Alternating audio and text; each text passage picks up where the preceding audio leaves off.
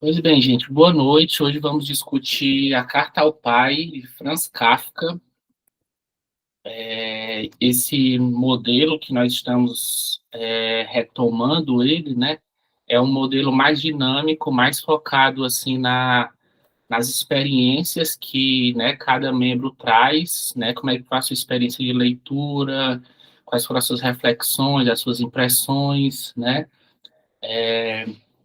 E aí, assim, eu vou ouvindo vocês e vou colhendo algumas questões que eu acho que podem ser interessantes, assim, para a gente fazer a discussão coletiva, tá certo? Então, é aquela pergunta que a gente sempre fala que é a mais importante, né? O que é que você achou, né? Quais foram as suas impressões e reflexões sobre essa obra? Alguém gostaria de começar?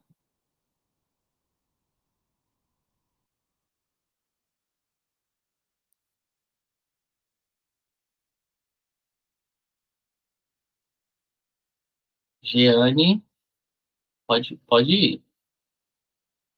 Oi, grupo, vocês me ouvem bem? Eu tô num hostel, por isso que Não, tem tá essa tranquilo música. de ouvir. Tudo pela literatura, né? Tô em viagem. Bom, sobre a pergunta. Eu achei, como Clarice Lispector fala, eu achei um soco no estômago. Foi um livro mesmo bem denso, apesar de não ser difícil a leitura, mas é denso porque a cada frase você tem um impacto em cima de um outro impacto. É muito filosófico. Eu vejo muito da psicanálise também, né, muito do reflexo do outro, eu acho que é isso. A grande questão para mim nesse livro é que o tempo todo me fez pensar essa coisa da validação, mesmo que o livro inteiro ele fale que ele não precisa do pai, que ele não precisa dessa figura para ser quem ele se contradiz o tempo todo, porque ele se reafirma. A personalidade dele foi criada e foi moldada em cima desses comportamentos errôneos, dessa falta dessa desse sentimento de perda, né, constante que ele tem, e isso tornou ele a pessoa que ele é, de certa forma amarga, né. Ele se tornou uma pessoa amarga, porque ele não sabe desenvolver muito bem o afeto, isso se reflete nos casamentos que são infrutíferos, ele não tem uma união com a família como um todo, ele tem essa figura paterna mesmo como uma referência de vida e de mundo, o que me chocou bastante, né. Mas, com exceção disso, aqui e ali, como sempre, a gente pode se reconhecer no lado positivo ou negativo. Então eu vi muita coisa, assim, realmente chocante, tanto para quem tem um pai presente, como para quem tem um pai ausente, que é o caso dele nos 2, né. O pai está presente fisicamente, mas ausente em todo o resto. Então, para mim, uma palavra-chave desse livro é a falta, a saudade daquilo que não se conhece, não se tem referência, a falta de referência e, sobretudo, esse moldar, né, porque o tempo todo ele vai ser construído através dessa relação errônea. É realmente um livro de se desmanchar, porque não é só uma escrita, é um desabafo. É um desabafo. O próprio título diz: "Carta ao pai", então tem um direcionamento, eu vou contar tudo aquilo que eu não consigo botar em palavras, e daí eu vou escrever para você. Só que o que é mais triste, o que é mais terrível, é que a gente sabe que essa escrita nunca chegou. Só chegou pra gente, nós os leitores, então nunca chegou ao destinatário, né. O pai nunca leu nada que o filho escreveu, nunca se interessou mesmo. Então, é uma tristeza, viu, é realmente super chocante. Eu pintei o livro quase todo. Toda hora eu colocava algum trecho que eu achei super interessante. Mas é isso, passo a palavra para os outros integrantes. Obrigado, Jeane. Adassa, seja Oi, bem-vinda. gente, boa noite. Meu nome é Radassa. Então, vou falar um pouco sobre minhas impressões do livro. Foi muito de encontro ao que a Giane percebeu. Eu também vi psicanálise o tempo todo, porque fala muito, né, basicamente da relação dele com o pai, de como ele se coloca também. em alguns momentos. Desculpa, sem querer eu cliquei aqui no microfone, vamos lá. De como ele se coloca o tempo todo numa posição de resto também, sabe? E aí, assim, e o livro me parece como se fosse a carta, né? Uma tentativa dele atravessar esse pai que ele colocou nessa figura de super, né? Como se fosse algo inalcançável, enfim. Ao mesmo tempo também que ele fala dos casamentos dele, que ele tentou, fala que ele tentou, mas o casamento era uma tentativa dele sair desse lugar de resto. Então, assim, ele teve dificuldade de lidar com esse lugar que ele se colocou nessa relação com o pai. Porque o casamento seria uma posição dele, algo que tinha a ver com o desejo dele. E ele não deu conta de lidar com isso, assim, de ser algo que ele produzisse, que ele fizesse para si, para além do pai. Então, assim, o livro inteiro, a carta inteira me chamou a atenção, mas eu achei esses pontos assim muito centrais na questão dele consigo mesmo e com o pai, enfim, que é o que aparece e vai repetindo o tempo inteiro, né? Mas assim, por mais que ele se coloque nessa posição de resto, em outros momentos, né, quando ele fala da metamorfose, ele se coloca como um bicho, me parece essa carta, por mais que eu brinquei lá no grupo, parece que ele tomou um litro de cachaça e começou a desabafar, mas assim, foi o que ele conseguiu de fazer, de produzir enquanto sujeito, porque é o momento em que ele fala da sua dor, ele fala do que é que ele está sentindo. Por mais que naquele momento ele não conseguiu fazer muito a mais do que isso, ele conseguiu produzir algo que o objeto fosse a carta e não ele nessa relação, sabe? Enfim. Basicamente é isso, né? Também vou dar a chance para outras pessoas falarem um pouco das impressões. Obrigado, Radassa. Muitas questões interessantes você também trouxe. Gente, boa noite aí para todos. Fabi entrou, Érica, Thalita, Fidelis, né? Muita gente entrou. Nós estamos compartilhando as nossas impressões, né? Então, é basicamente uma pergunta do tipo, como é que foi essa leitura para você? E aí, já tivemos a fala da Jeane e agora da Adassa. Alguém gostaria de dizer como é que foi essa leitura para você?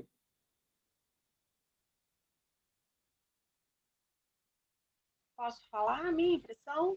Pode, Fabi. Boa noite, pessoal. Denso, pesado, assim, foi bem pesada, né? Eu fiquei impressionada como ele carregou a infância dele para a vida inteira, né? Foi isso que mais me deixou impressionada, foi isso. Como as impressões familiares, como uma relação que é tão íntima, que é você convivendo a vida inteira, né? Grande parte da sua vida, da sua formação com uma pessoa que faz parte, né, da sua criação, que é você metade dela, como essa influência ele carregou para sempre, né? E quando ele fala que o pai estava em todos os livros dele, foi um choque porque eu estava lendo eu não li muito Kafka, eu só li Metamorfose. E aí, quando na parte do livro que fala essa questão, né, que o pai ele estava presente em todos os livros, me deu um choque assim tão grande que eu tive que parar a leitura, porque eu falei, meu Deus, Metamorfose, agora eu estou entendendo um pouco mais todo aquele simbolismo, toda aquela prisão, todo aquele isolamento dele, né, dentro da própria família. Então, assim, eu achei que complementou muito a leitura de Metamorfose, essa relação deles. Não é uma carta só ao pai, né? Ele está ali focado mais no pai, mas a gente tem as impressões com as irmãs, com o cunhado, com a mãe e tudo. Então, assim, como essas relações familiares foram importantes para ele. Me despertou, assim, como a gente não consegue saber como isso abraça o outro, né? Eu acho que cada um vai ter uma relação diferente. A gente conhece muitas pessoas, a gente vê muitas pessoas, a gente tem amigos, a gente tem familiares que tem problemas com a sua família e tudo, e cada um reage de um jeito diferente, né? E como ele reagiu, como ele sentiu, né? Essa questão toda. Então, assim, foi uma leitura muito complicada, muito densa, assim, é uma leitura que não faz bem, né? Quando você lê um autor, você parece que adquire um carinho por ele, principalmente quando o que ele escreve faz um pouco de sentido para você. Então, assim, essa carta tão íntima, em determinado momento eu me senti até mal, assim, né? Principalmente no final da edição que eu tenho, que explica que como foi publicada, que ele não queria. Então, assim, eu me senti um pouco violadora, assim, de uma intimidade que ele não queria, né? Que às vezes você se abre muito, você coloca muito sentimento num texto, num trabalho, e não quer publicar, mas em algum momento a sua vida muda e você publica, e você autoriza.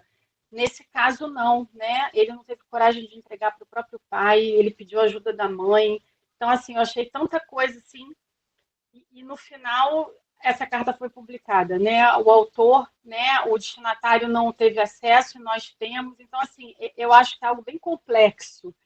E eu terminei a leitura recentemente, então não tive tempo ainda muito de elaborar isso na minha cabeça. Mas foi bem desconfortável, né? Desconfortável por isso, por todos esses sentimentos envolvidos. E me impressiona a abertura, né? E como ele colocou aquilo ali. Ao mesmo tempo, eu também entendo que existe muita mágoa, né? Existe muitas questões na cabeça dele e que eu não sei o quão é fidedigno, né? Ali no finalzinho, quando ele começa a tentar dar uma voz, mas que é uma voz dele, né? Quando ele tenta dar que o pai pudesse elaborar alguma coisa, mas é ele inventando uma história para o pai, o livro acaba. Então, assim, é aquelas coisas que daria vontade de ouvir o outro lado.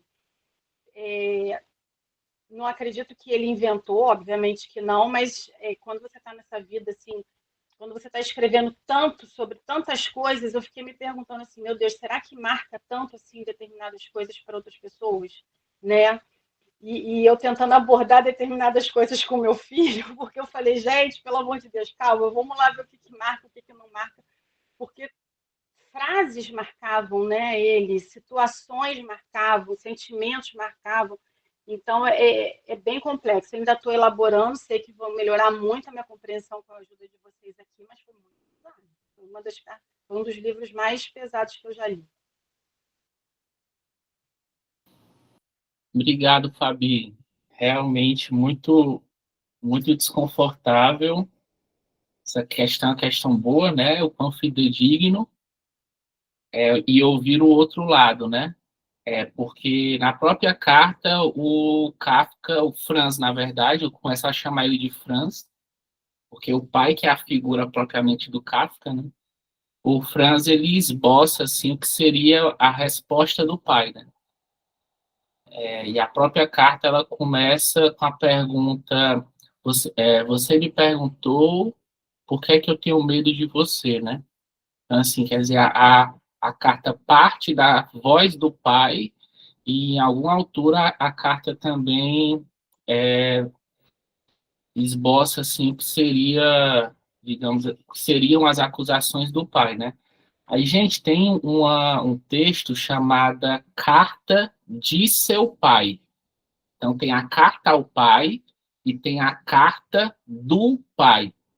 É um texto da Nadine Gordiman, Carta do Pai, ou a Carta de Seu Pai, da Nadine Gordiman.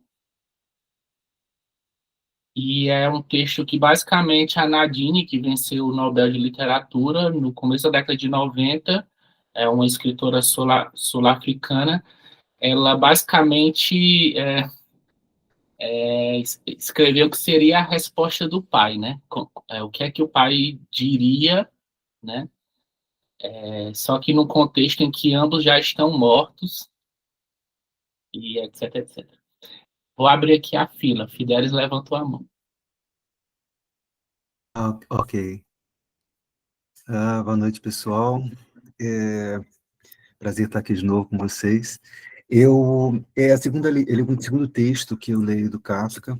Na realidade, eu conheci o Kafka primeiro numa peça, se não me engano, Kafka e a Boneca Viajante, estava dando uma olhada aqui, e assim, e comecei a pesquisar outras pessoas que escreviam sobre ele, por incrível que pareça, e só recentemente que eu li Metamorfose. E eu venho com uma expectativa muito grande dos textos dele, e nessa carta ao pai, eu tive uma outra impressão. Achei interessante as colocações aí da Fabiana. No início, eu também tive essa espécie de constrangimento, né, porque as coisas pareciam assim, tão íntimas e tão fortes, eram coisas realmente da característica do pai, da postura dele com as outras, né, com os empregados da loja, a postura dele dentro da religião que ele frequentava. Então, eu também me pergunto essa questão, se ele realmente tinha interesse de que essa carta viesse a público. Tanto é que ele nem entregou ao pai, né, ao destinatário dessa carta. Eu também fiquei me perguntando nessa sensação, assim, de um certo constrangimento e aquilo. E, em determinado momento, para mim foi um pouco arrastado, né? Porque para mim aquilo era um sofrimento. Então, eu me pergunto, por exemplo, a questão que eu até pesquisei na internet, né? Então, isso é uma questão que o Marcelo vai abordar durante a debate, a questão desse relato ser lido e compreendido dentro da literatura, já que é uma coisa assim tão íntima, né? Qual seria a contribuição, por exemplo, dessa carta ao pai para a literatura e para todos os demais textos que ele, Kafka, escreveu, né? Metamorfose, por exemplo, eu achei assim genial, genial, genial. Porque pelas nuances, pelas coisas que ficaram subentendidas, pelas camadas de cada personagem, e nessa era um relato dele. E a interpretação que eu faço, como alguns escritores, né, eu já ouvi falar, que a literatura, escrever o ato em si, na realidade, você expurgar os teus próprios fantasmas, né? Você falando, você colocando no papel, nas suas cartas, mesmo que as pessoas lendo aquilo, você está meio que refletindo e tirando aquele peso de você, né? Então, eu, ao final, né, entendi essa carta nessa perspectiva de expurgos, né? De expurgo das dores que esse poeta carrega, ou carregou pela vida dele toda, né? Depois, eu tenho mais alguns comentários sobre o texto, mas, a princípio, a minha interpretação, minha sensação inicial foi assim, a expectativa que eu não alcancei, né? Mas, sim, foi texto válido, óbvio, mas, enfim, vou continuar lendo, obviamente, outros textos dele que eu pretendo. Passo aí a palavra, obrigado. Obrigado, Fidelis. Vou passar já para Melise. Só um comentário, você usou a expressão expurgar, né, que a escrita teria essa capacidade, né, e tem um trecho da estética do Hegel, né, filósofo Hegel, que ele diz assim, né, que a natureza, ela nos deu, assim, um mecanismo para lidar com a dor, né, que são as lágrimas, né. Então, chorar já é se sentir um pouco consolado, né. Mas aí você também pode conversar com alguém sobre o teu sofrimento, mas você também pode escrever, porque ele diz que quando você escreve, ele fala que você objetiva aquela paixão que te domina o peito, que te sufoca o peito, tu objetiva, né? E lá no alemão, uma das formas de entender o objetivar, né, que é Gegenstand, significa colocar diante de si. Então, quando você tem algo diante de si, quando você está frente a frente com algo, você pode ter para com isso uma postura mais serena. E é isso que o Hegel fala. Escrever é colocar a tua paixão, o teu sofrimento, a tua dor diante de ti e ter para com isso, né, uma distância que é uma distância mais segura, que te permite se relacionar com aquilo de um modo mais sereno. Melise.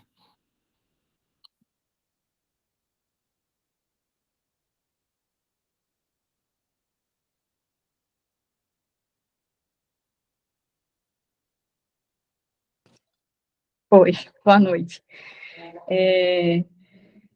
Eu concordo com todos, e o relato da Fabiana, eu acho que foi o mais parecido com o meu, com o meu pensamento, né, quando eu tive muito desconforto, eu chorei bastante lendo o Kafka, e Metamorfose já tinha mexido bastante comigo, mas Carta ao Pai, eu acho que como a gente tem sentimentos e pessoas, talvez, conhecidas que tenham um relato, assim, de dificuldade com um relacionamento com o pai, eu acho que mexeu mais comigo. No primeiro momento, eu senti que eu estava invadindo a privacidade dele, assim, me senti muito desconfortável lendo. E acho também que ele usou isso para para tentar tirar aquilo ali dele, aquele sentimento ruim, assim. E aí, num dado momento, comecei a me perguntar o quanto daquilo era daquele tamanho que ele via. Porque, às vezes, quando tu é criança, quando tu é adolescente, tu torna as coisas maiores, né? Até quando a gente visita um lugar, quando a gente é criança, e depois a gente visita aquele lugar, o mesmo lugar quando adulto, tu vê que aquilo ali é bem menor. E aí eu tive essa sensação também. Mas acho que eu fiquei muito interessada agora de ler essa versão do... Vou procurar ler, porque eu fiquei a todo momento, assim, pensando nisso, assim, e se o pai tivesse lido isso? E, inclusive, pensei, vou ler meus diários para ver o que tem de tão densa, se tem alguma coisa tão densa, porque é muito triste, né? Muito triste, assim. E quando eu li lá no grupo que ele tinha bebido e desabafado, eu também tive essa impressão, que ele, sabe quando tu chuta o pau da barraca e digo, agora eu vou botar tudo para fora? Eu acho que isso também. É isso, gente.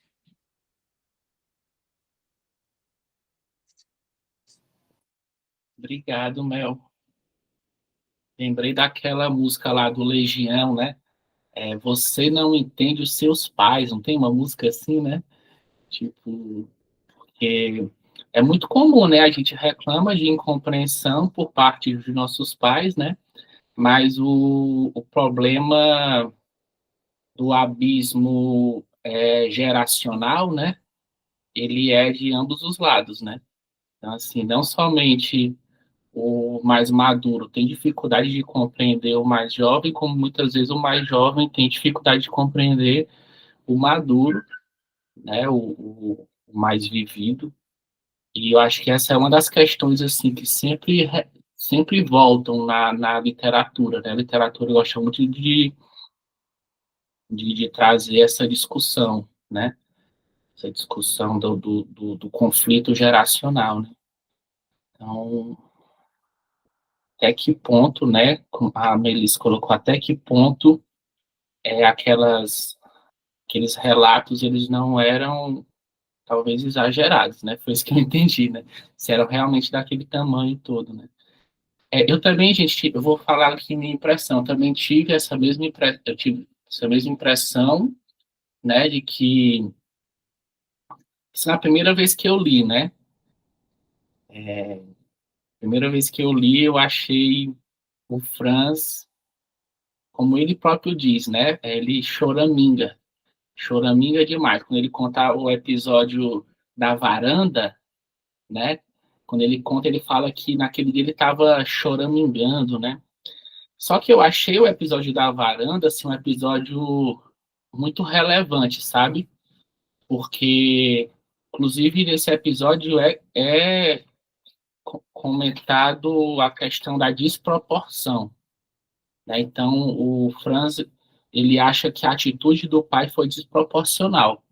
E eu concordo com o Franz, entendendo? Tipo, ele estava pedindo água, ele estava aborrecendo, já era de noite, as pessoas queriam dormir, e o pai, né, que era esse homem enorme, ele pega o Franz, criança, e leva até uma varanda, né?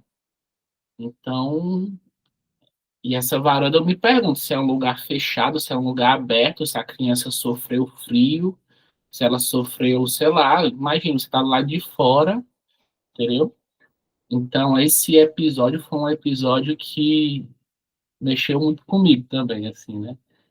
Foi traumático, não, para os leitores, né? E depois eu coloco lá no grupo algumas sugestões de livros, né? Tem um livro chamado O Corpo Guarda as Marcas, né? Bessel von der Kolk. E tem um outro livro chamado As Zebras Não Sofrem Úlcera, que é de um biólogo, né? Que ele fala justamente sobre esse papel, assim, do estresse e do amor, né? Na formação de uma criança, né? Então, assim, de fato, esse evento, que é um evento violento, que é violento no sentido físico, mas também é violento no sentido simbólico, que o Franz fala assim, olha, eu me senti um nada, eu senti que ele era capaz de, né, de agir de maneira desproporcional, né? Então, assim, o herói, ele se torna, ele cai, né? Esse mito do pai protetor, do pai, né? Tipo assim, poxa, ele é forte e ele me protege. Não, agora ele é forte e ele avança contra mim. Então, assim, isso é muito, muito pesado, né? De fato, o Franz, ele guarda isso, assim, como ele fala, essa coisa dele se sentir pequeno se torna parte da personalidade dele, né? Ele passou a ser essa pessoa mais, né, intimidada, intimidável, né, em tese, né? Então, a primeira vez que eu li foi isso que me chamou a atenção. Dessa segunda vez, eu achei interessante a questão do judaísmo, né? Porque o Franz, ele tem uma parte que ele fala assim, é, o que é que o senhor diria, né? O que é que o meu pai diria? O meu pai diria que eu sou capaz de convidar e pagar, né, ingressos do teatro Yiddish, do teatro, né, da cultura judaica, lá para os meus amigos, mas eu não faço isso por ele, por exemplo. Então, assim, tipo, ele faz tudo pelos amigos, mas não faz nada pelo pai, né? Aí o Franz se reaproxima da religião e o pai parece que pega uma ojeriza maior do judaísmo e o Franz disse que foi por causa dele, né? E outra coisa é que o pai chama os amigos do Franz, chama eles assim de desumaniza, né? Chama de isso é um cachorro, isso é um rato, né? E ele faz a mesma coisa lá com o funcionário, com o empregado, né? Isso é um cão doente, né? Então, esse padrão de uso dos animais para desumanizar, né? Para diminuir, né? Isso é um padrão que a gente vê que pode ter influência na construção que o Kafka faz lá da metamorfose, né? A metamorfose, né? O filho se transforma em um inseto, né? E, gente, assim, essa é uma carta, como foi dito, é uma carta que nunca foi enviada e, portanto, nunca foi recebida, né? Mas tem um conto, o primeiro conto, eu acho, escrito pelo Kafka, chama O Veredito.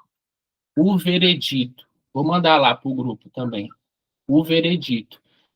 E aí o Veredito tematiza justamente essa relação entre pai e filho, em que o filho se sente um nada, se sente esmagado, sente que o pai meio que até prejudicou algumas iniciativas que o filho teve de casamento, né? Então, isso é uma coisa que também está aqui no Carta Pai, né? Tipo, o casamento e a escrita para o Franz eram formas de fuga do raio de influência do pai, né? Mas até sobre a questão do casamento, o pai, digamos assim, dava o seu pitaco, né? Dizia a sua opinião, e não era lá uma opinião muito, digamos assim, muito respeitadora, né?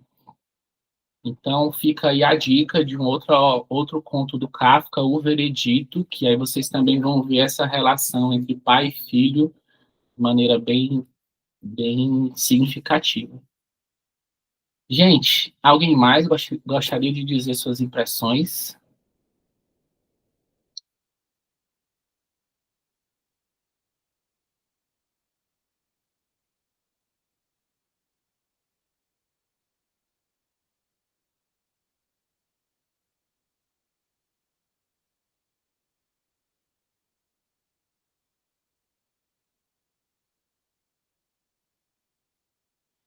Eu quero falar mais. Se ninguém quer falar as impressões, eu tenho mais impressão. Vai, Fabi. Gente, eu fiquei assim, como ele repete a palavra culpa, né? Ele fala muito em culpa, muito, muito, assim. É por isso que por isso que eu falei lá no começo, aquela questão de como as coisas são diferentes, porque ele se sente culpado demais. Uma hora ele está falando da culpa do pai, mas no parágrafo seguinte ele já coloca aquela responsabilidade para ele. Então, assim, quando eu falo que eu tenho dúvidas, assim, não é que eu tenha dúvidas, né? Eu acabei o livro recente, ainda estou processando, mas a gente só tem o lado dele, né? E eu fico pensando o quanto de expectativa ele gostaria, né? O quanto ele imaginou, o quanto ele projetou a figura do pai, como o Marcelo falou, aquele homem grande, né? A gente tem essa visão quando a gente está lendo, que ele vê, ele idolatra aquele pai em termos de altura, em termos de ponência, em termos de presença ali. Então, assim, a gente também não sabe o quanto que aquilo ali ele projetou, ele imaginou, ele idealizou uma relação que ele não teve. E tem uma parte que ele fala assim, que ele diz que o pai até reconhece que gostava muito dele, mas que não conseguia demonstrar como os outros pais. Mas assim, né? E ele fala, e no fundo, isso não importa para a gente, assim, porque a gente quer sentir, né? A gente não quer, o ser humano ele quer sentir amor, ele quer sentir. O que adianta depois de você passar uma infância inteira, uma adolescência inteira, se sentindo negligenciado, o pai falar, não, eu gosto, mas não sei demonstrar. A gente quer a demonstração, a gente quer o carinho, a gente quer aquilo. E logo depois ele vai e fala assim, eu teria você bem se você fosse meu amigo, meu sogro, meu colega, mas pai, você foi demais para mim. Então, assim, casou, infelizmente, eu acho que casou, infelizmente, o que o pai era, né, o que o pai é, porque o pai é um ser humano com seus defeitos, né, não sei das qualidades, porque está difícil achar alguma ali com essa narrativa, mas era um pai que tinha um ser humano que tinha os seus defeitos e calhou de ter esse encontro com esse filho que tinha umas expectativas que não foram correspondidas, né? E isso doeu a vida toda, né? É isso que me impressiona, porque ele carrega e você vê que em toda frase que ele fala, assim, e não é uma frase e não é uma carta rancorosa. Uma das coisas que me impressionou bastante também é que mesmo no começo, quando a gente ainda não sabe ali daquele final, onde ele fala que é pelo menos morrer em paz, ter um final em paz ali, né? Tentar resolver, mesmo que seja no fim da vida, mesmo no final, a gente não tem. Quando ele fala claramente isso, eu pelo menos, eu não tive a impressão de rancor, né? Eu tive a impressão de realmente, desde o começo, tentar resolver. Tipo assim, olha, tudo que a gente fez, tudo que a gente viveu, você não percebeu. Deixa eu te mostrar aqui em claras linhas tudo que eu passei para ver se agora você entende, para ver se agora a gente tem um jeito. E eu acho que isso que doeu muito assim também em mim, porque se ele tivesse com raiva, eu ia estar ele meio que apoiando, isso mesmo, joga tudo na cara, ele não foi bom com você, não sei o quê. Mas não, era dor, né? Foi dor até o fim. Foi dor e foi uma tentativa até o fim de tentar resolver essa questão ali, que eu acho que ele entendeu que ia fazer bem para ele e para o pai, né? Para a família como um todo ali. É mais ou menos isso, eu acho.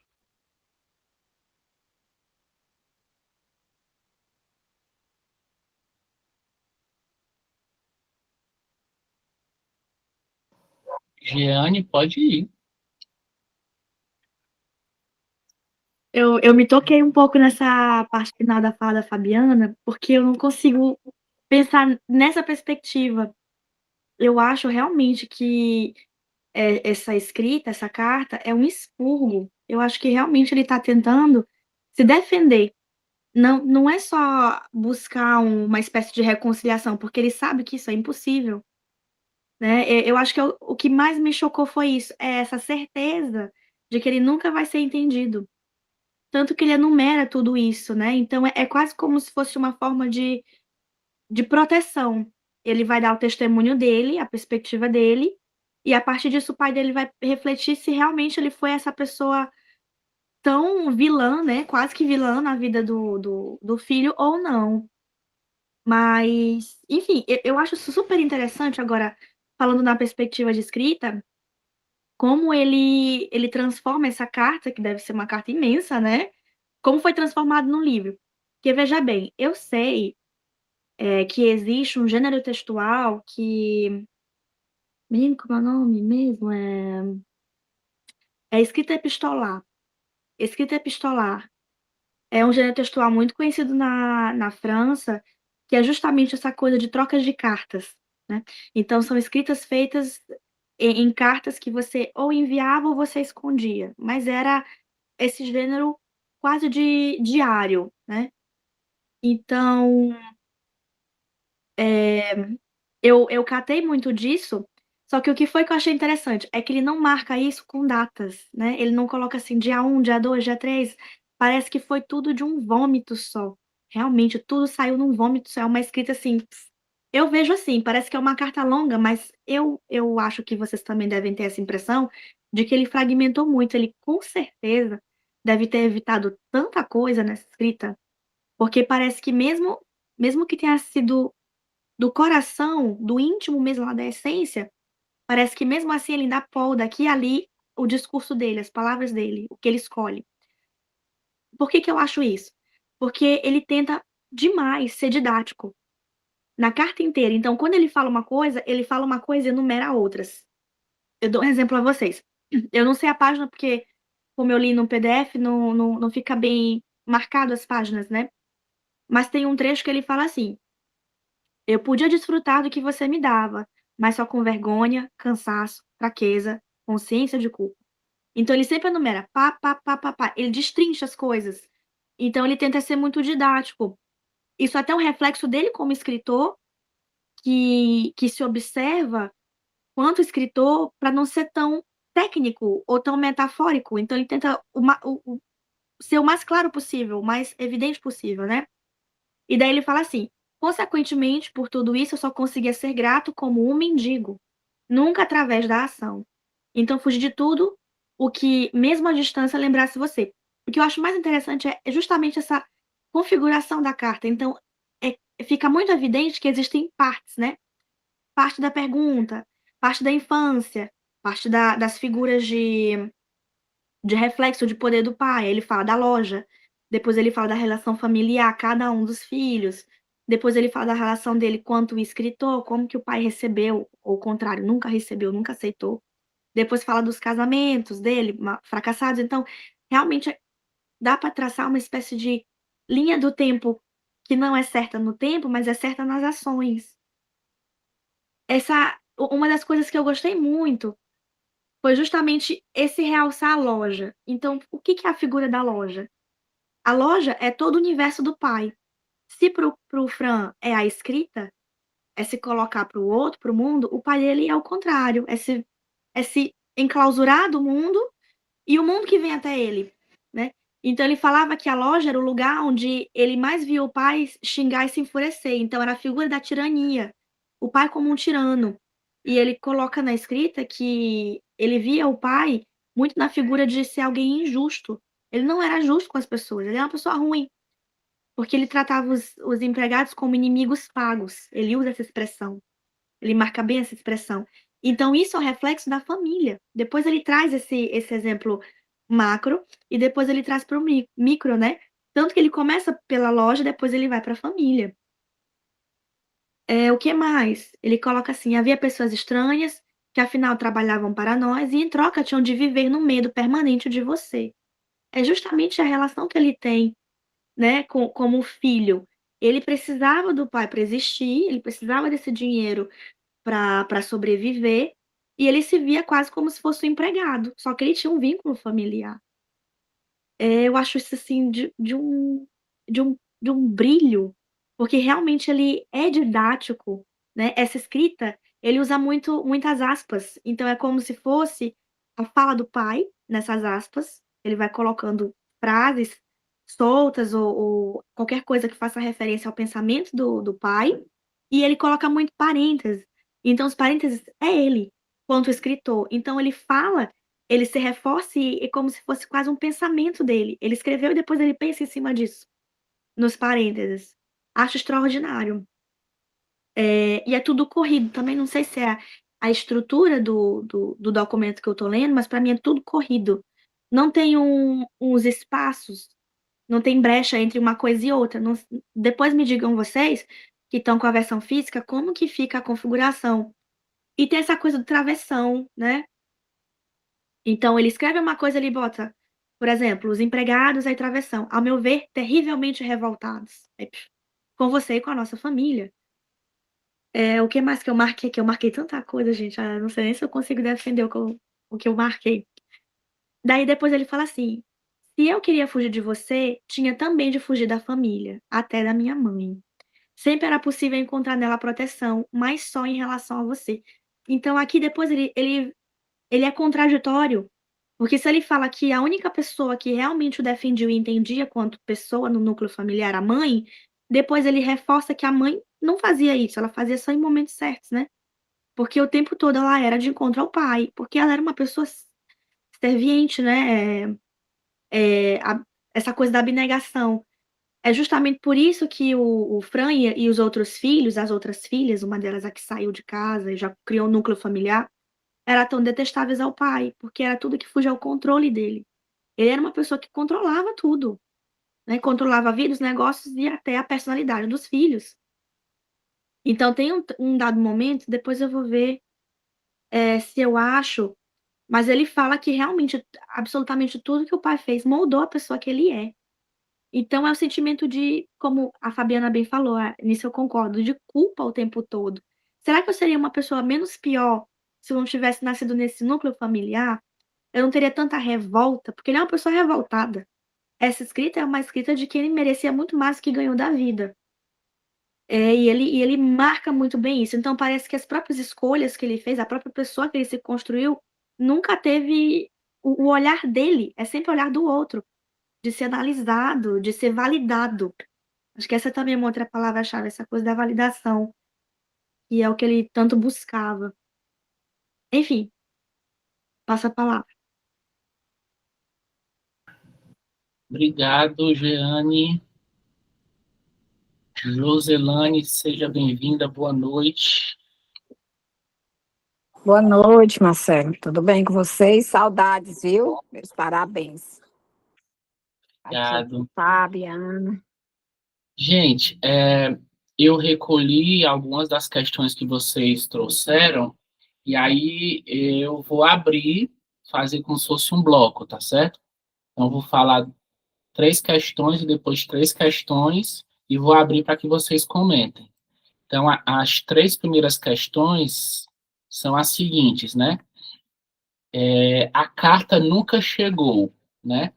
O que mudaria se tivesse chegado, né? Então, você fica à vontade para comentar o e se, né? E se tivesse chegado, né? E se essa carta, o que é que você acha que poderia ter mudado? Se é que mudaria alguma coisa, né? A outra questão é sobre o casamento, né? O casamento ele é visto como uma tentativa, né, de sair da influência do pai e de sair dessa condição de resto, né? E eu quero que vocês me digam se vocês acham que ele foi bem sucedido nessa tentativa ou não, ou quão bem sucedido ele foi. A terceira questão eu estou colocando as questões aqui, ó, que a primeira foi Jeane, segunda Radassa e a terceira Fabi, né? Se é fidedigno, né? E o que é que, se vocês chegaram a pensar o que seria o outro lado, assim, né? Tipo, como é que o outro lado, como é que essa história seria contada a partir dos olhos do pai, né? O que é que o outro lado diria? se ele concordaria com todas essas acusações, que aí é uma peça jurídica, né, de acusação. E aí a gente tem essas três questões. Vocês fiquem à vontade aí para comentar qualquer uma das três. Elas estão aqui, gente, na, no chat aqui do encontro.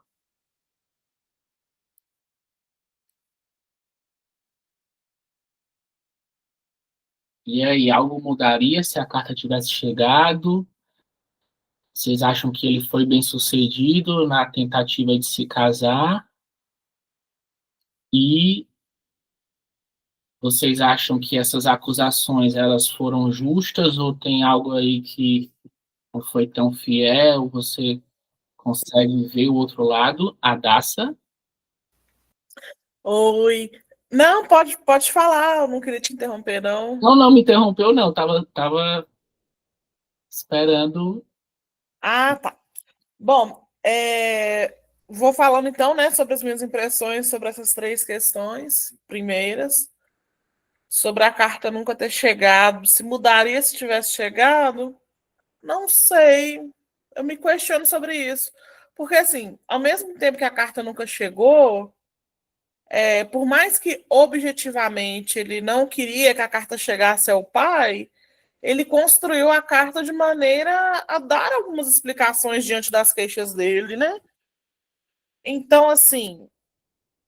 Mas também não sei se tivesse mudado, porque o tempo inteiro, para mim, não importa. Assim, claro que eu entendi que ele estava se queixando ao pai e tudo, mas o que me pegou mais era como ele se sentia diante de tudo isso, sabe? Assim, esse desconforto todo, que também para mim também foi desconfortável ler num primeiro momento, depois eu me desapeguei disso, eu vi assim, não, gente, ele mesmo está se explicando, algo ele quer dizer ali, endereçado ao pai, mas o pai não está aí. Quem está aí somos nós, então eu mesmo vou ler, enfim, embolei um pouco aqui, mas vamos lá. Não acho que teria mudado muita coisa, porque fala da percepção dele diante da relação com o pai. Não sei se teria mudado algo.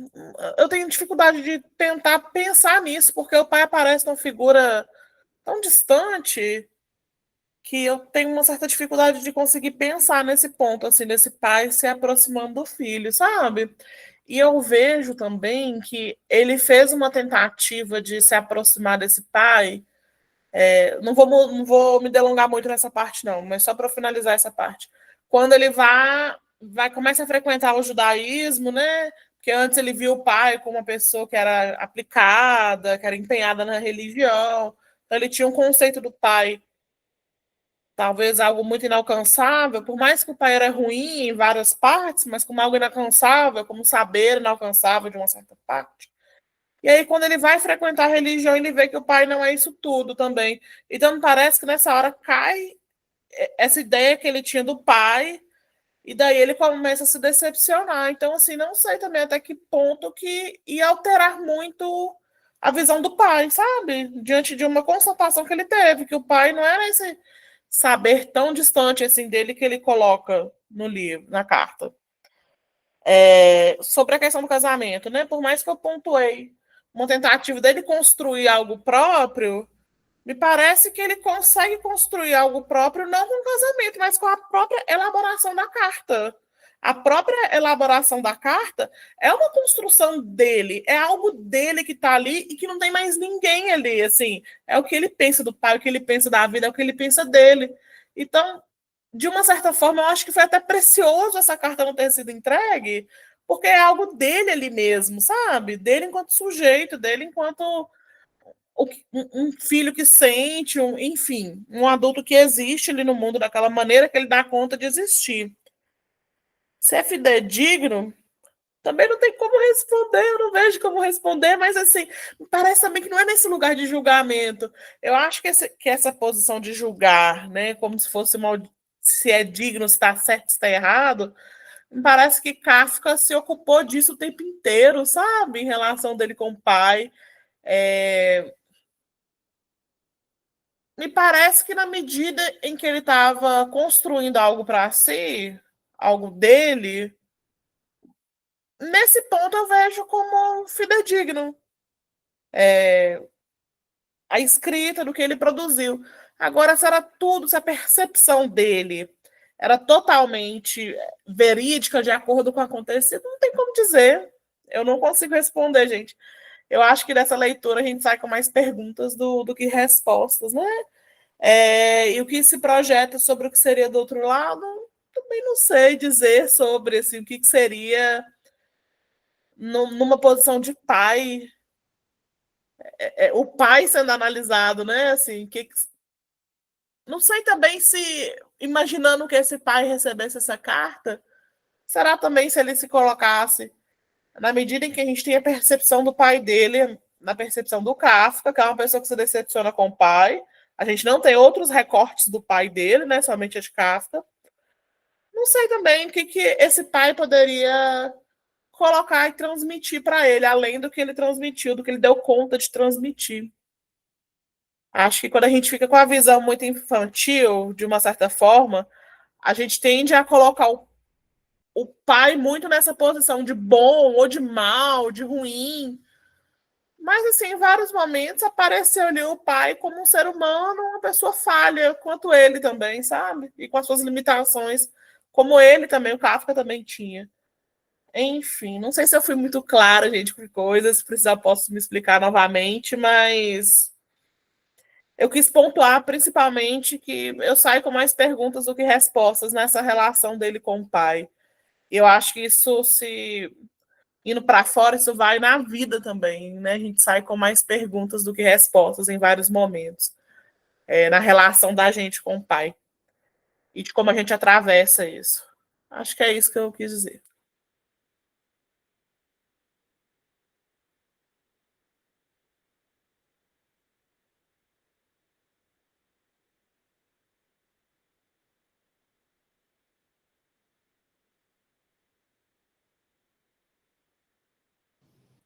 Pode falar, Diane.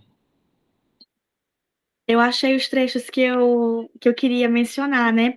Acho que são 4, eles estão todos muito próximos, só não consigo dar a certeza da página.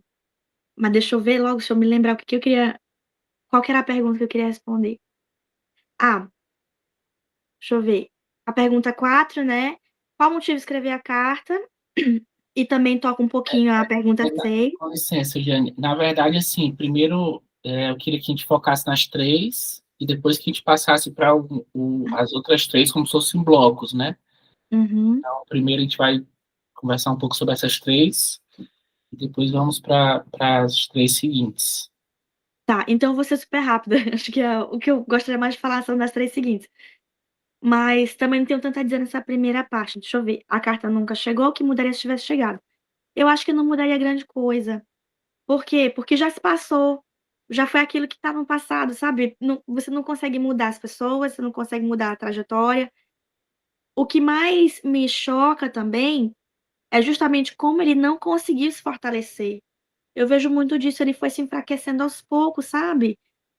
Isso tocava tanto ele, essa má relação que ele tinha com o pai e com a família, pelo visto, né, porque ele era muito distante, que ele não conseguiu se desenvolver quanto pessoa mesmo. Então, mesmo adulto, ele não foi para além disso. Por que que eu tô falando dessa forma? Porque a gente sabe que a criação é reflexo do que a gente é. Tem um monte de gente que nasce em família desestruturada, que nasce em lugares super perigosos, super violentos, e não são essas pessoas, né. Não é reflexo do lugar, do ambiente ou da família. Vai ao contrário. Ou então pode ser a ovelha negra da família, pode ser só essa pessoa mesmo, a pessoa ruim, sei lá. Vocês entenderam, mas pelo visto, ele teve o pai como ponto de referência de absolutamente tudo, de como ser um ser humano, de como ser um adulto, de como ser uma pessoa, de como existir. Eu acho que não mudaria nada. Talvez ele se tornasse uma pessoa mais ainda entristecida, porque o pai nunca deu a menor importância, né, nunca nem leu, nunca nem chegou a ler. Imagina se tivesse lido, teria humilhado ele com certeza de várias formas diferentes, né, possíveis. Ele trata uma das outras filhas assim, né, ele usa uma expressão assim: "Ah, aquela que desertou", ele usa uma expressão mais ou menos assim: "Aquela que saiu da família, que abandonou". Então eu acho que não teria mudado muito, talvez ele tivesse caído muito mais no limbo da tristeza do que outra coisa. Não seria algo como perdão, seria pior do que isso. Sobre o casamento, honestamente, a minha impressão é de que parece que ele nunca realmente se casou de bom grado, assim. Ele não deixa claro essa coisa do amor, nem romântico, nem da paixão mesmo. Sabe, parece que ele realmente queria fazer mais como uma coisa de convenção social. Sou adulto, sou escritor, preciso gerar família, preciso casar. Eu vi mais como uma forma mecânica. Ele não colocou a esposa em primeiro lugar dessa relação familiar, então realmente ela era mais eu vi mais nesse sentido de desculpa a expressão, é bem forte, mas assim, quase como um acessório, né, assim, eu preciso dessa validação para, enfim, existir. Tanto que ele casou 2 ou foi 3 vezes, não sei, parece que ele a impressão é que ele nunca foi realmente feliz, nem nas escolhas, nem no casamento. Não construiu amor, mesmo depois, caso não tenha existido antes, né. E, bom, se é fidedigno, e claro que é fidedigno, é genuíno, né. É uma carta que sai lá da essência, lá da alma. Ele vomita, mas ele vomita mesmo a dor completa, é uma cicatriz, ele sempre foi essa pessoa com essa cicatriz aberta, com toda certeza. E essa coisa do projetar realmente. Só que o que me incomoda é que ele não coloca o que ele poderia ser, ele só coloca o que ele é. Ele não sabe, ele não diz: "Eu seria assim, assim, assado". Parece que ele não sonha mais, é uma depressão, é uma tristeza tão grande, tão profunda. Realmente é uma pessoa que já aceitou, tudo que lhe aconteceu. Ele não busca mudança, ele só busca colocar a sua voz. Obrigado, Giane. Vou passar para o Fidelis. Eu estou muito com isso na cabeça, do que Radassa e Giane tocaram muito nessa questão sobre o que você né? O que você. Então, assim, o pai, ele é o que é, né? Como se ele. E eu sou o que sou, mas eu sou o que sou porque sou o que me tornei e o que me tornei em função de certas relações, né? Sendo a relação com o pai uma relação aí central, né? E, e aí vocês também colocaram que essa forma que o Franz tem de ver a si mesmo, né? É uma forma que, de certo modo, meio que potencializa, assim, a própria dor, o próprio sofrimento, a própria a própria compreensão do quanto ele é capaz de lidar com aquilo, do quão forte ele é, e etc. E eu estava aqui, depois eu posso conversar com você sobre isso, mas existe uma data no calendário judaico, né, chamada Tisha B'Av, né, ou 9 de Av, que é considerado o dia mais triste da cultura judaica, que é o dia que coincide com a queda do primeiro templo e também coincide com a queda do segundo templo, e diz que a origem dessa data se encontra lá nos números, né, da Bíblia, na parte dos números, em que emissários são mandados, eles estão à porta ali de Jerusalém, emissários são mandados para saber se é possível adentrar e se estabelecer naquela terra, e quando os emissários voltam, as pessoas choram, né? É o dia que a nação inteira chorou, né? E, assim, eles tinham saído do domínio do faraó, tinham atravessado o mar, tinham visto uma série de milagres, né? Várias pestes e etc., mas chegaram ali diante da terra e choraram, assim, tiveram um momento de descrença, um momento de desânimo, um momento de questionamento de se seriam ou não seriam capazes e tal, né? E aí diz que essa data passou a se tornar uma data de inúmeros outros desastres, porque aquele choro teria sido um choro, digamos assim, injustificado, né? Então, assim, quando você chora sem ter motivo, é como se aí novos desastres acontecessem para que o teu choro tivesse uma razão de ser, né? E aí vocês falando aí um pouco sobre o Franz, eu fiquei com isso na cabeça, né? Assim, que o Franz, muitas vezes, ele acusa o pai por o pai ter vivido tempos mais difíceis do que ele mesmo. Ele dá a entender assim que o pai é forte porque o pai é de uma época em que as coisas eram mais difíceis. Então, enfim, isso é muito, muito irônico, não sei. Fidelis. Beleza, vamos lá. Eu vou tentar responder essas questões aqui, mas, assim, dentro da minha perspectiva. Essa questão da carta, se ela mudaria, eu entendo que não mudaria de todo o clima que a gente foi extrair desse texto, que me ficou muito forte da relação deles, 2 parâmetros. Um seria a ingratidão, né? Porque o pai achava que ele fazia tudo por eles e o filho era ingrato, né? Então, a sensação que essa ingratidão dava ao refletir nele era de culpa. Eu não estou sendo suficientemente grato, eu não estou sendo ao meu pai, né?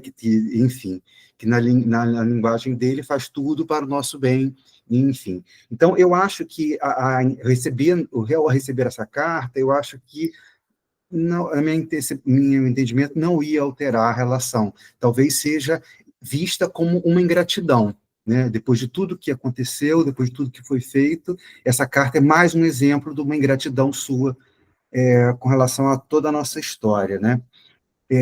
Com relação ao casamento, eu acho, na realidade, salvo engano, ele nunca chegou a se casar. Essas moças que ele menciona são relacionamentos que ele teve de noivado, né? Noivado que ele começou, ele tentaram e desfez, começou com outra, desfez, mas ele nunca chegou a casar na vida dele, né? Eu até passei para a segunda sem reforçar a um ponto da primeira. Eu destaquei gostaria de ler, se vocês me permitissem, dessa ingratidão, por que ele traz isso, né? E a anulação da personalidade do filho, né? O pai, às vezes, quer tanto que o filho seja igual a ele, esquece de valorizar o talento de cada um, o gostar de cada um, né? E o respeito pelo que esse ser que vem de você, que ele tem os seus próprios interesses. Então, o trecho está na página 24, diz o seguinte: quando eu começava a fazer alguma coisa que não lhe agradava, e você me ameaçava com um malogro, então o respeito pela sua opinião era tão grande que com ele o fracasso era inevitável, mesmo que só ocorresse numa época posterior. Olha o resultado disso. Perdi a confiança nos meus próprios atos, tornei-me instável, indeciso.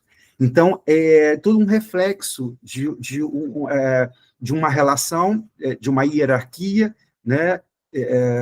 De que tudo que o filho fizesse não estava suficiente, não era bom, de que as pessoas que ele escolhia como amigo não prestava, não eram suficientemente bons para estar do lado dele. Assim mesmo, a recusa dele pelo casamento, pelas noivas que ele escolheu, vem muito daí, né? A escolha dele. Então, ele já é indeciso, ele se tornou uma pessoa instável, né? E essa própria questão dele romper esses noivados, eu acho que vem dessa instabilidade também emocional que gerou por esse seio dessa família. A mãe, eu achei interessante uma fala eu fiquei buscando isso, falei, onde é que está essa mãe, né?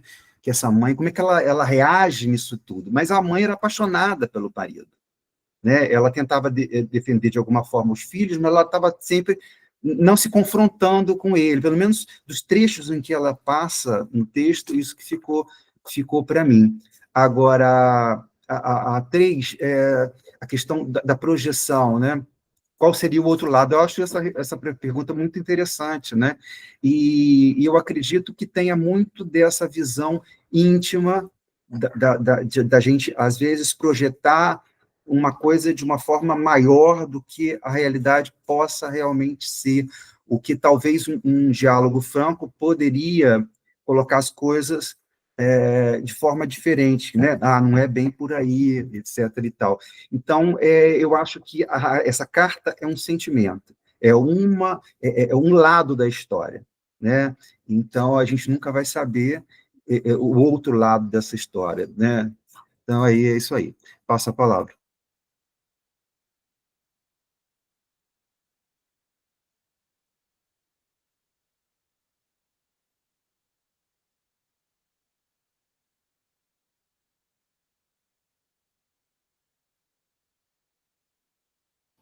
Fabi,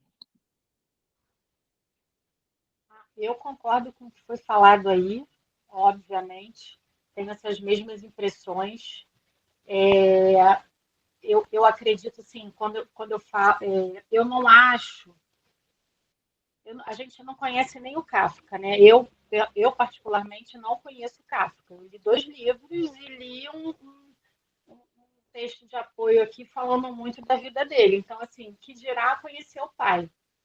Então, assim, é complicado a gente responder esses ICs por isso, porque a gente está vendo só um lado dele e é o lado que ele quer mostrar, né? E gostei muito quando a Giane falou, assim, da questão do fidedigno, assim, para ele, né? Ela falou, ele sentiu aquilo tudo ali. Então, assim, ele estava mostrando o lado dele, a percepção dele.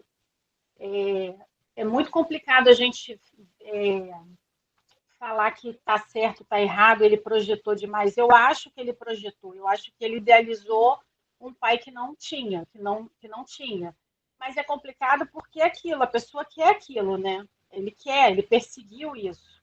Só que eu acho que, respondendo a primeira pergunta, não iria fazer diferença, concordo com tudo que vocês falaram, e porque eles estavam em momentos diferentes, né? Você no começo falou também de conflito de gerações e tudo. Além de ter essa questão de conflito de gerações, além de ter o caso de o pai ser aquela figura do provedor, de jogar na cara que sustentava a família, de querer aquela gratidão toda e se achar essa questão toda, ele recebeu uma carta que foi elaborada durante anos por uma pessoa, né, que era o Kafka. Então, assim, não sei como é que era o pai intelectualmente, mas o Kafka é o Kafka. O Franz é o Franz, né? Então, assim, ele recebeu uma carta que foi elaborada durante anos de sentimento, anos de elucubração na cabeça dele, anos de pensar, mas se meu pai tivesse agido assim, eu não teria agido assim. Tanto que ele usa até o casamento. Ele coloca na culpa do pai a questão dele não se casar, ou então o fato dele querer fugir naquele casamento ali.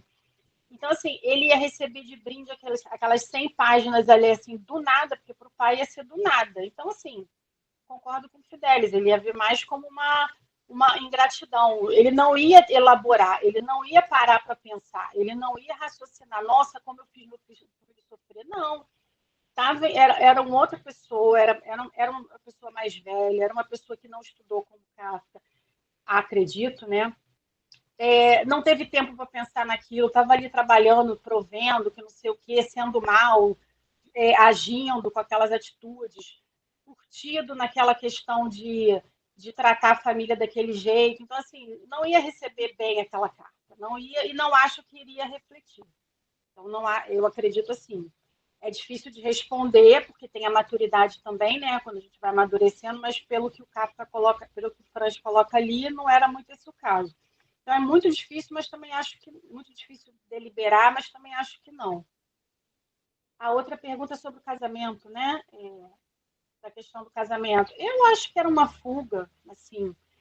A característica dele ali, ele estava querendo fugir, né? E aí, como a Jane falou, chegou no momento dele que ele tinha que trabalhar, tinha que assumir as rédeas, tinha que devolver o dinheiro lá para o pai do,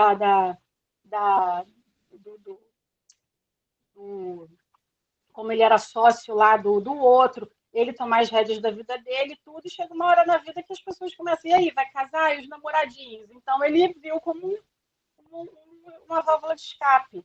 Ia botar na conta do pai também. Não acho que eu não vejo ele com essa intenção do casamento. E a terceira, se a carta é fidedigna, gostei dos 2 pontos de vista. Assim, eu acho que ele projetou, eu acho que ele imaginou um pai que não estava ali. E aí a gente às vezes até acaba, né? Questões de trabalho, se eu tivesse recebido aquela promoção, então eu escolhi depois de anos trabalhando como pedagoga, se eu tivesse feito medicina, Então, eu acho assim também, ele devia ter as questões dele, né? Aqui nesse livro aqui fala um pouquinho de pensamentos até suicidas em algum momento e tudo. Então, assim, ele já devia ter umas questões ali dele. E o pai foi uma figura que a gente precisa, né? A gente quer, a gente idealiza aquela família perfeita de margarina. O pai dele estava ali ausente e eu acho que ele projetou mais do que o pai podia oferecer. Não desculpando o pai, não falando nada, mas assim, como eu falei lá no comecinho, as pessoas processam diferentes os sentimentos. Ele processou desse jeito, né?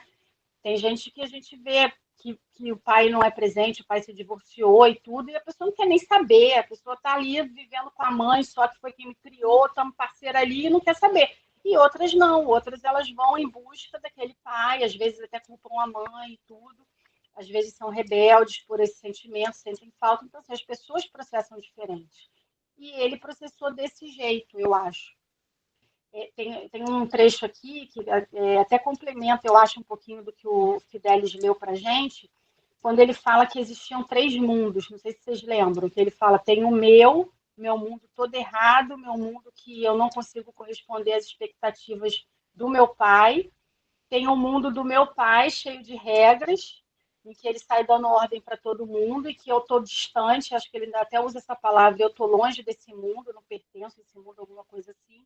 E ele fala que eu acho que é a parte mais triste, né? E tem o terceiro, onde todo mundo é feliz, onde as pessoas, né, onde as coisas se encaixam. Então, assim, eu acho que você, aquilo, você não conseguir, você se colocar numa situação e você está naquela situação, e eu não vi nessa carta inteira ele buscando esse terceiro mundo. Tipo assim, tá, eu tenho essa parte diferente aqui na minha vida, né, que é o meu pai.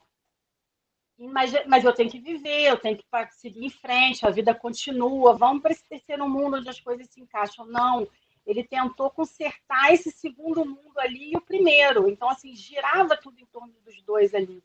Então, ele estava mais distante do que aquele segundo mundo que ele fala, eu acho que até do terceiro, porque ele não via ele projetando isso. Né? Eu acho que ele queria resolver o primeiro e o segundo ali, não tentando, não conseguindo partir junto com o pai para aquele terceiro, né? Então, eu acho, concordo direto com a Radassa aí, a gente vai ficar muito com muitas dúvidas e muitos e vamos discutir mais vezes esse livro com outras pessoas, isso vai voltar na nossa cabeça em outros momentos. Quando a gente lê, nunca mais vou conseguir ler Kafka sem pensar nessa carta, porque eu acho que eu vou tentar enxergar essa relação do pai ali. Ele foi tão intenso, né? Ele tocou tanto o nosso coração, o nosso sentimento, a nossa alma, que eu acho que todos os livros que a gente lê, tudo que a gente ouvir falar de Kafka agora, a gente vai lembrar, meu Deus, aquela situação com o pai. Meu Deus, aqui está o pai. Ah, meu Deus, aqui está aquele sofrimento causado por isso e pelo outro. Assim, porque eu acho que ele foi muito passional, né? Muito... botou muito sentimento, se abriu demais nesse ponto. É isso, eu acho. Obrigado, Fabi. Eu tinha falado lá dessa coisa. Eu mencionei a história da pessoa que chora sem ter exatamente um motivo, né? Mas é porque existe uma certa tendência da gente achar que o jardim do vizinho é mais verde, né? Tem essa expressão, né? Na verdade, assim, existe toda uma discussão sobre, tipo, por exemplo, o Kafka dá a entender, assim, que o pai dele é o que é e que ele, o Franz, não é só o que é, o Franz é o que se tornou por causa de uma certa interação opressiva, de uma certa interação em que houve eventos de violência, ou de arbitrariedade, ou de desaprovação, ou de algo mais assim desproporcional, como a situação ali da varanda, né? E só que parte do que o Franz ele é justamente lidar com esse desafio, que é o desafio dessas relações. E o Franz, ele não tem dificuldade só com o pai, ele também teve dificuldade nas relações dele com as noivas, né? Nos seus pretendidos casamentos, entendeu? E aí, assim, eu acho que tudo bem, o meu pai, ele tem uma parcela de culpa dessas minhas dificuldades nos casamentos e no noivado, entendeu? Mas a parcela que ele tem é a parcela, digamos assim, que diz respeito à minha própria personalidade, entendeu? Então, que nem eu coloquei aí, né? Eu acho que deve ter uma espécie de linha, de limite, até onde vai a culpa do outro, porque senão você vai botar a culpa do outro em tudo. Então, se eu não fui bem sucedido nos casamentos, a culpa é sua, e em que hora a culpa é minha, entendeu? Em que hora eu, né, também, digamos assim, poderia me colocar a responsabilidade de construir relações que não fossem mais naquele registro lá da opressão, né? Só para fechar esse comentário, eu vi um dia desse um negócio lá no Threads, que era assim, né? A menina escreveu assim: eu contei para o meu atual namorado que a minha relação passada foi abusiva. E ele inferiu que o abusivo era o ex, né? Quer dizer, ele mal sabia que a abusiva era. Vocês estão pegando a ideia? Então ela contou assim, tipo, e contou muito engraçado, né? Foi muito engraçado. Então, assim, o Franz, ele tem uma relação que não é lá muito saudável com o pai, né? Mas em alguma altura parece que o próprio Franz diz assim, não, eu também sou responsável por isso, né? Eu também tive atitudes, né? Ele fala assim, né? Eu sempre me escondi de você no meu quarto, com os meus livros, com os meus amigos malucos, com ideias extravagantes. Nunca falei abertamente com você, né? No templo, né? Eu não sentava do seu lado, sentava distante. Eu nunca o visitei, né? Aliás, eu nunca tive sentido de família, não dei atenção à loja, nem aos seus negócios, nem à fábrica. Eu deixei tudo isso nas suas costas, né? E depois eu o abandonei, e eu apoiei a obstinação da Otla, né? Da irmã dele, que era uma pessoa mais confrontadora, né? E se por um lado não movo um dedo por você, nenhuma entrada de teatro eu trago para você. Enquanto eu não faço isso, não faço nada por você, pelos meus amigos eu faço tudo, né? Então o Franz, ele também meio que, né, ele também admite, assim, que ele também não ajudou muito nessa relação, né? Muitas vezes ele teve, enfim, ele não teve dificuldades aí também, né? Vou passar aqui, vou seguir a Daça. Gente, eu só queria fazer um comentário pontual sobre a fala da Fabiana, né? Que ela foi falar dos 3 mundos, mas assim, e que aí depois, Marcelo, você trouxe essa questão da culpa, né? De sempre colocar a culpa no outro e não se responsabilizar.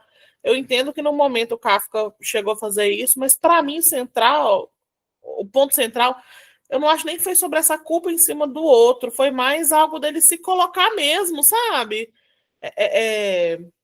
Com muita culpa, algo tão pesado assim que dá quase pra você pegar e cortar com um pedaço assim, sabe? Mas eu não sei nem se colocasse algo nesse livro sobre esse terceiro mundo, né, das pessoas felizes, se seria possível. Me pareceu o momento mesmo dele expurgar essa culpa, essa confusão de sentimento que ele sentia. Agora, falando disso agora, eu fiquei interessada se teria algum outro escrito. Não sei, acho que esse foi o momento que ele deu conta de escrever. Mas se tivesse algum outro escrito, não do pai, eu não fiquei tão interessada assim na visão do pai, mas na visão dele mesmo depois de ter escrito, sabe? Eu gostaria de ler algo nesse sentido, acho que seria muito interessante. Só quis fazer essa pontuação mesmo, gente. Obrigado, Radassa. Eu já não sei, né, se tem outro escrito. Tem, assim, as cartas a Milena, né, então, né, acho que tem outros documentos em que há menções a essa carta, né. Tem o conto que eu falei aqui para o pessoal, que é o conto O Veredito, né, em que algumas partes do conto, meio que a voz do pai ali aparece como uma figura que é ao mesmo tempo a vítima e o acusador e o juiz, né? Uma figura totalmente dominante. Enfim, vou passar aqui para a Jeane, né? Mas gente, é muito engraçado porque a gente brinca aqui no clube, né? Que a gente tenta ler a obra por ela mesma, sem referência à biografia em primeiro lugar. E a biografia chega no segundo momento, né? No momento, enfim, né? É um momento em que é a obra que vai iluminar a vida, né? Só que a Carta ao Pai, né, é uma obra de característica biográfica, né? Que a Giane falou um pouco sobre isso, essa é um modelo literário ali, né, das epístolas, né, e tem muito essa coisa do eu, o eu é central ali, e tem toda essa discussão sobre autoficção, né, e ao mesmo tempo essa carta, ela é considerada literatura, né, tem essa característica biográfica, mas ela é discutida como uma obra literária, porque ela tem toda uma construção, né, até essa coisa de parecer uma peça de acusação, né? Muito bem construída, com todos os elementos ali muito bem pensados, né? Isso é um dos argumentos que são utilizados para defender a tese de que essa obra ela é mais literatura, né? Do que somente algo biográfico, né? Algo autobiográfico. Jeane. Eu achei alguns trechos que eu acho que são bem pertinentes para conversar sobre esse segundo bloco de perguntas, principalmente essa primeira, né, a quarta. Qual o motivo de escrever essa carta? Daí eu achei bem embaixo do trecho que o professor acabou de ler, sobre essa coisa dele falar que não movia nem um dedo para o pai, né, mas fazia tudo pelos amigos. Então, tem um momento que ele coloca assim, deixa eu ver. Aqui. Ele diz o seguinte: naturalmente, não digo que me tornei o que sou só por influência sua. Seria muito exagerado. Aí, um pouquinho mais adiante, ele fala: eu teria sido muito feliz por tê-lo como amigo, chefe, tio, avô, até mesmo, embora mais hesitante, como sogro. Mas justamente como pai, você era forte demais para mim, principalmente porque meus irmãos morreram pequenos. Minhas irmãs só vieram muito depois, e eu tive, portanto, de suportar inteiramente só o primeiro golpe, e para isso eu era fraco demais. Deixa eu ver. Aí ele vai colocar a questão de superioridade do pai, né, o verdadeiro Kafka, tudo mais. Mas tem um outro trecho. Por que que eu tô lendo isso? Porque ele vai se contradizer. Se em cima ele diz que ele não precisa, que ele não escreve justamente como se o pai fosse o motivo de todo o ser dele, lá no final ele vai se contradizendo pouco a pouco, né. Deixa eu ver qual foi a próxima parte que eu coloquei. Aqui, essa é uma das que eu mais gostei. Ele escreve assim: "Já estava esmagado pela simples materialidade do seu corpo. Me sentia miserável e, na realidade, não só diante de você, mas do mundo inteiro, pois para mim você era a medida de todas as coisas". Gente, mas que tocante, assim, eu até escrevi essa palavra, tocante, porque realmente me doeu muito. É de uma dor tamanha, né. Deixa eu ver. Aí tem um outro trecho. Fato de que você precisava causar essa decepção nos filhos, espírito de contradição, esse tratamento de insulto, calúnia e humilhação, sua total falta de sensibilidade em relação à dor e à vergonha que podia me infligir. Era como se você não tivesse a menor noção da sua força. Mas para mim, quando criança, tudo que você brandava era logo mandamento do céu. Eu jamais o esquecia. Ficava sendo para mim um recurso mais importante para poder julgar o mundo. Isso também vai de encontro com a pergunta sobre o evento da varanda e tudo mais, né? E para finalizar, tem um outro trecho aqui no final. Ok.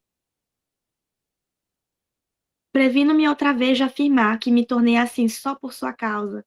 Você apenas reforçou o que existia, mas reforçou muito, justamente porque diante de mim você era muito poderoso e aplicou nisso todo o seu poder.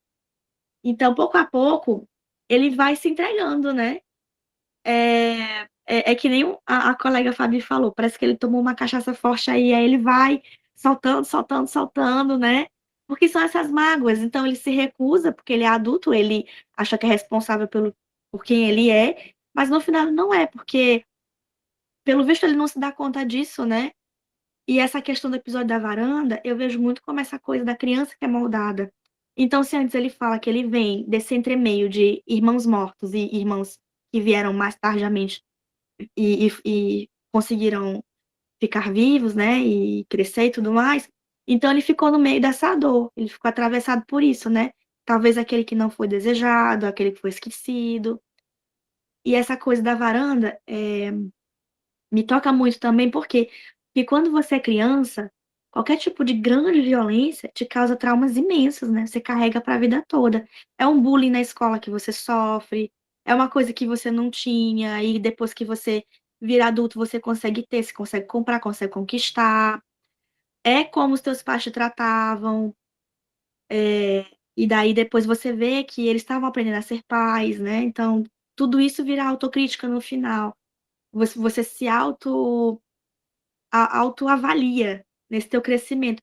E bom, logo nesse início, essa coisa da infância é o momento da vida que vai moldar a nossa personalidade, né. Tem teorias, eu não sei explicar, eu não sei muito bem dizer, mas eu lembro que meus primos falavam: "Ah, Jane, quando a criança tem 5 a 7 anos, ela cria o alter ego, ela cria a personalidade tal, quando ela tem tal e tal ano, ela cria tal coisa". Enfim, não sei se isso vai de encontro também com a teoria de que as pessoas nascem já psicopatas, né, ou que têm grandes doenças, enfim.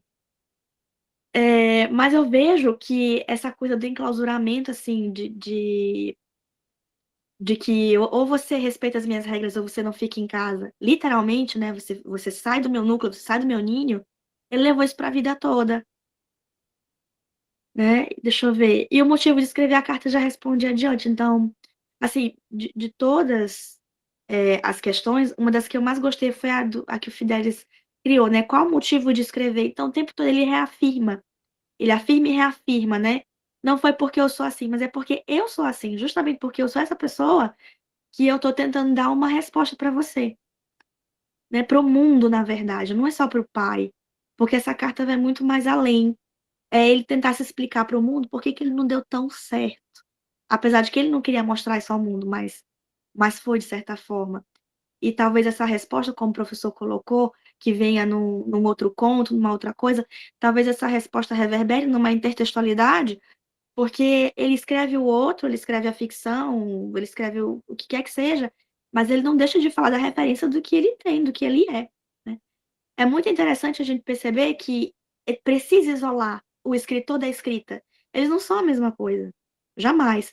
Mas nesse caso não, tá imbricado demais, é difícil separar, porque é que nem Radassa falou, a referência vai o tempo todo, eu vou tentar encontrar essa resposta em outras obras dele, porque daí eu vou catar, é tal coisa que aconteceu, porque realmente ele é a escrita dele. Foi através da escrita que ele conseguiu ter a liberdade de ser a outra pessoa que ele não conseguiu ser, quanto cidadão, quanto civil. Então é só na palavra que ele é esse outro, esse alter ego, né, essa outra, esse além.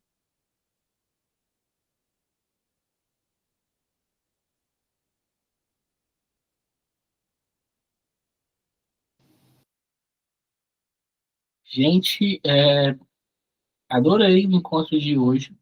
Obrigado por vocês terem vindo, né? Fabi, Jeane, Mel, Josi. né? Já frequentam aqui, já tem bastante tempo. E Radassa, seja bem-vinda, seu primeiro dia. Sei que você ficou um pouquinho nervosa, mas isso é todo mundo aqui já teve um primeiro dia e a gente vai superando o nervosismo inicial. Na verdade, eu, por exemplo, eu estou nisso há mais de 10 anos, mas eu ainda me sinto nervoso, assim. Antes de começar, eu sempre tenho um pouquinho de frio na barriga e tal. E fiquei feliz que hoje veio bastante gente e acho que esse modelo funcionou. Se foi um modelo mais focado em ouvir vocês, em ouvir, sabe, as impressões, e eu achei bastante rico, estou muito feliz e só tenho gratidão aí. Se alguém quiser fazer algum comentário para a gente finalizar o encontro de hoje, eu tô muito satisfeito.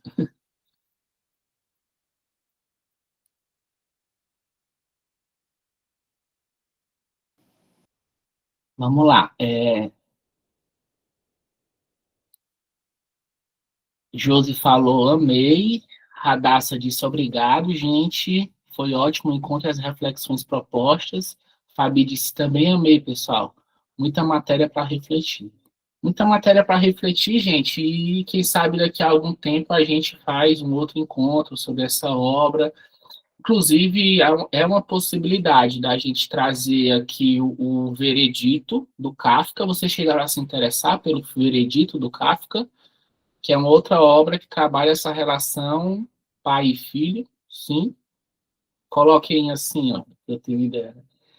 E, gente, também eu passei para vocês lá o texto da Nadine Gordiman, carta, é, carta do seu pai, né? E aí essa carta do seu pai, a Nadine, é de um tamanho menor, são apenas 20 páginas, e eu enviei para vocês uma versão em inglês e uma versão em espanhol. Então, às vezes, o nosso clube ele fica muito limitado, porque às vezes a gente só tem obras, não tem obras traduzidas para o português, ou não tem obras fáceis de acessar na língua portuguesa. Então, assim, se a gente viesse, se você chegar a se interessar por essa obra da Nadine, de saber qual. Não chegaram. Pois é, mas um dia, enfim, um dia eu cheguei a pensar nisso, mesmo quando a obra não tiver tradução, a gente podia também fazer meio que um encontro extra, e não sei, o que é que vocês acham, assim, um espanhol, um inglês, assim, mas a Gene levantou a mão, vai, Gene. Eu adoro essa questão de ler em outras línguas, né? Vocês sabem e tudo mais, tradução, mas não me interessa, não me agradou a ideia de que tem uma outra pessoa, em um outro contexto, uma outra época e tudo mais, que tenta recriar uma obra de autor como uma resposta. Eu não acho isso legal, porque como? Sabe, assim, é um pouco surreal. Por exemplo, tem aquela trilogia do. Nossa, esqueci, Stieg Larsen, uma coisa assim, que ele é um norueguês, que ele escreveu a trilogia do Millennium, né? Eu adoro esses livros, né? Millennium, os homens que não amavam as mulheres, a menina que brincava com fogo, não. E daí ele foi lá e teve um outro cara que chegou e escreveu um livro quarto, de uma trilogia que está fechada. Daí eu falei, nossa, que absurdo, como é que você se apropria da escrita do outro, como se você fosse continuar ou até responder. Mas eu entendo, né, ela como autora e tudo mais, escritora, mas eu não é minha vibe. Se vocês quiserem, vocês podem, claro, são livres, eu viria com prazer para ouvir. Mas acho que não ia me agradar muito de ler não, porque o tempo todo eu ia pensar: "Poxa, ela é só uma", ó, eu vou reduzir ela, né, ela é só uma pessoa que leu e quis dar uma resposta. Será que foi a altura? Não é confiável. Eu acho que não é uma escrita confiável, honestamente, mas é isso. Obrigado, Gene. É um ótimo ponto de vista. Radassa? Então, eu ia falar que eu também penso parecido, assim, me causa dar estranhamento. Eu poderia também, eu viria também para ouvir, mas para ler também não seria tanto do meu interesse. Mas o Veredito, por sua vez, eu já tive um interesse maior de ler, sabe? Talvez a gente poderia pensar, né, caso os demais colegas concordem, de ao invés de discutir o que outra pessoa falou sobre escreveu sobre o Kafka, acrescentando, de colocar outro texto do Kafka, que também entra de encontro com esse, né? Já que em todos os textos ele fala do pai, em algum momento, de repente, lermos o Veredito. Acho que seria interessante.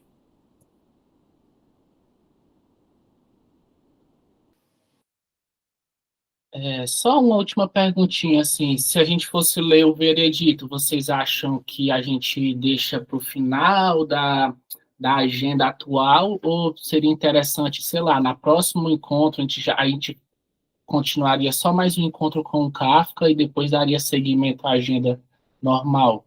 Vocês chegam a ter alguma opinião sobre isso?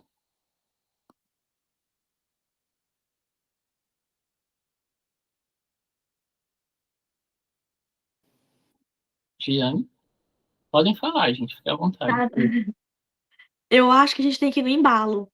Como a gente já conversou essa semana sobre, seria interessante se a gente, sei lá, não sei se dá para todo mundo, ainda nesse mês, né? Porque esse mês é o mês dessa obra. Porque senão depois a gente vai esquecer, vai ficar muito longe, aí revisitar, é correria. Então vamos catar o embalo enquanto a gente tem referências e tá tudo fresco na cabeça, os questionamentos, o que a gente ouviu no debate, para tentar já ativar essa busca pela resposta, né? Porque é isso que a gente vai fazer, a gente vai ler um conto para ver se a gente cata outra coisa. Então a gente vai logo no embalo. E é interessante essa questão, né, de você deixar a literatura, deixar as opiniões, as informações novas chegarem, né? A gente veio para uma discussão, surgiu um outro livro que parece ser muito interessante e é isso, e vai mudando, né? Ela vai permeando, vai entrando. Eu concordo com o pessoal da gente ler o veredito aí. Acho que a organização você sabe melhor, né? Mas eu também concordo de ir no embalo e aproveitar que a gente ainda está processando. Como a Radassa falou, ainda estamos com muitas perguntas e poucas respostas e já embalar. Gente, também acho que nós podemos seguir lendo, até para não perder um pouco o fio da meada, né? E eu queria, assim, claro que vocês que vão pensar sobre a data, de repente, ai, gente, assim, eu não sou engessada em relação a datas, assim, eu entendo que os livros são colocados, mas eu eu estou chegando já novata, já falando, né? Mas eu penso que tendo a possibilidade, de repente, desce os outros um pouco a data e coloca esse, sabe? O veredito, não sei. É, eu pensei sobre isso, assim, para não perder muito o fio da meada, sabe?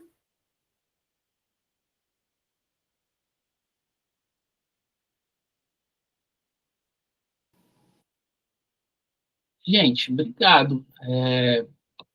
Gostei do feedback, né? Obrigado. E você também concorda, Mel, de a gente ir para o veredito? Sim?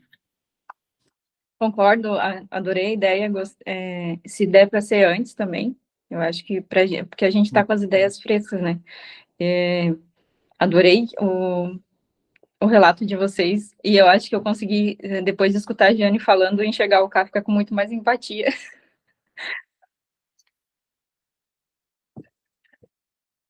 Gente, é excelente. Próxima semana, no caso, eu tenho uma prova, e aí as próximas datas seria 2 de novembro, se eu não me engano, ou 9 de novembro, né? E aí eu vou ver aqui o que é que eu faço, mas aí a gente com certeza vai discutir o veredito, né? E é isso, muito obrigado por terem vindo, por tudo. Também curtirem a proposta aí, né, de fazer um segundo encontro sobre Kafka, assim, na sequência, que eu acho que é muito legal também. O cara é extremamente, enfim, ele é envolvente, né? Então parece assim que não tem erro, né? Raramente a gente pegaria uma obra dele que, pelo menos até agora, nunca rolou de pegar uma obra dele aqui no clube que tenha desagradado. Sempre parece um sucesso aí de público, né? dia 9 finados, dia 2 finados e 9 Enem, né? Para mim daria os 2 dias, né? Pois tá, gente, aí depois eu mando aí para vocês, tá? Porque eu acho que nesse modelo agora tá mais econômico e tudo, entendeu? Tipo, então dá para fazer de boas. Boa noite para vocês e até a próxima. Até o próximo episódio. Tchau. Tchau, parabéns pela entrevista, professor. Eu li hoje, achei bem bacana. A entrevista lá que você enviou no WhatsApp. Parabéns. Obrigado.